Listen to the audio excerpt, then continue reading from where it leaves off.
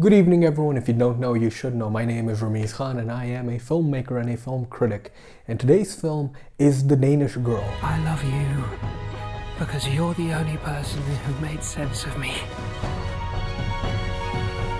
Who made me possible. The Danish Girl is a film directed by Tom Hooper, who won an award for directing The King's Speech. It stars Eddie Redmayne, who is not satisfied with his Oscar win of last year, Alicia Vikander, who plays his wife, and a quite well-known supporting cast, which includes Ben Whishaw, the bad guy from The Drop, and the stunning Amber Heard. Eddie Redmayne plays two people. He plays Einar Wegener and Lily Elbe. That is his repressed personality. Alicia Vikander plays his wife, Gerda Wegener. They're both artists, they're both painters, they both live together. Einar paints landscapes, Gerda paints portraits of people. One day her subject doesn't show up, Amber Heard, and she asks Einar to, be a stand-in so I can paint. She gives Einar a dress to hold. That's when the shell starts to crack. We see Einar enjoying feminine nature just by touching a dress. We start to see his repressed identity as well. That's where the film begins. The first thing I found, which was incredibly interesting, was how easy it was to get Alicia Vikander into bed. Just simply put a dress on. Well, and look like Eddie Redmayne maybe. My oh my, is Alicia Vikander fantastic, and I'm so glad that she gets to show her talents off in this film, unlike in Ex Machina where she had to play a robot. It's a story of segregation, not just gender segregation, but people's morals segregation as well. And it's also a story about split personalities, obviously. The very first shot of this film implies segregation. We see a ton of landscape shots, and one of them which caught my eye was a dead tree in the middle of green fields. The fields just got greener and greener, and boom, smack dab in the middle was a dead tree, implying the segregation to me. I love the cinematography of this film. As a matter of fact, I love every Tom Hooper film's cinematography. I love that he gets into his actors' faces, and a story like this requires a ton of close-ups. We get to see every nuanced expression that Redmayne and Vikander convey. Not only do you see their expressions, but it's also a window into seeing their thoughts. You would know what they're thinking about when the camera is up in their face. He also loves filming his close-ups with wide-angle lenses, which break conventional wisdom of framing and having your subjects fall at a place not following the rule of thirds, depicts inner feelings of powerlessness and shame. Notice in The King's Speech, we always see Colin Firth's character on the edge of the frame in the beginning of the film, and slowly but surely he transitions into center stage by the end of the film.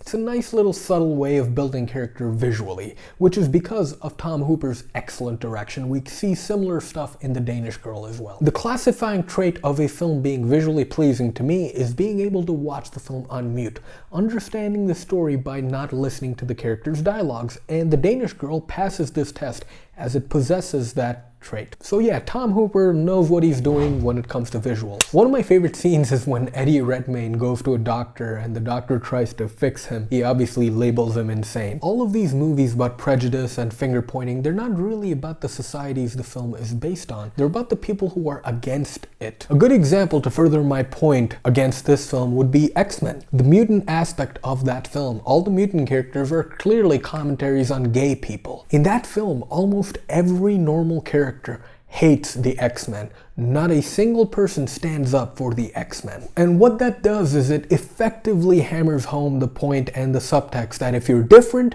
we hate you. The Danish Girl does the same thing, as it doesn't demean Eddie Redmayne's character, but it does show the public demeaning him. And that offers some effective commentary for today's age. How many people were divided last year over Caitlyn Jenner's transformation? When did the public and public opinion get to decide the boundaries on moral depravity? That is what The Danish Girl studies. The film is obviously also about identity. Another one of my favorite scenes is when Eddie Redmayne's character goes into a brothel type place that's more like a strip club, where you just see women dance in front of you. There are 5 windows and multiple people are watching. And we get to see Redmayne mimic the woman as he's trying to copy how women touch themselves sensually and all that stuff. The only thing that softens the impact of that scene is the music. The music is far too intense in this whole film that kind of ruins the mood of the film. The continuing film is rather predictable as we get to see relationships change around Einar because of Einar and Lily, but it's the way it's presented that makes this a very powerful film. Eddie Redmayne is perfectly cast as the timid and shy Einar Wegener and Lily, and it's also a much more enjoyable performance than his Oscar-winning performance of last year in The Theory of Everything, which was great, don't get me wrong, but let's face it, this is what he was doing for most of the film, sitting down and looking up. It's good to see him stand up and moving around in The Danish Girl. Alicia Vikander is equally as good as you see the sorrow and despair in her eyes when she's searching for the man she lost when she uncovered Lily. It's a fantastic performance by Alicia Vikander, one of my favorites of last year actually. Do not be confused, however, this is Eddie Redmayne's show. Every scene he's in, he chews up the scenery. It is excellent casting because of excellent direction, which leads to excellent acting. The only annoying thing about this film is its out-of-place film score, the music. It doesn't belong here. It belongs more in Black Swan, which is a surreal film. This is a film which is based off of a true story. The score should have been less percussive,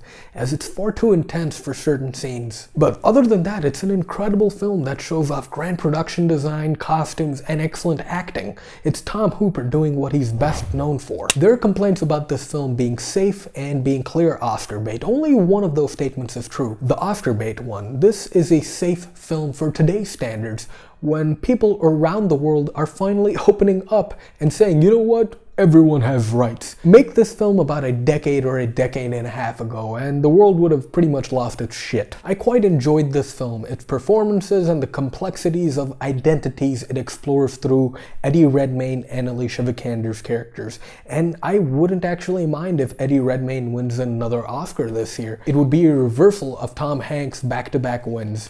4.5 out of 5 for The Danish Girl. I love this film, and Tom Hooper's aesthetic elevated this film even more. What did you people think of The Danish Girl? Sound off in the comments below. Let me know what you think. If you enjoyed this video, people, please subscribe and remember to love yourselves. I will be seeing you again very soon.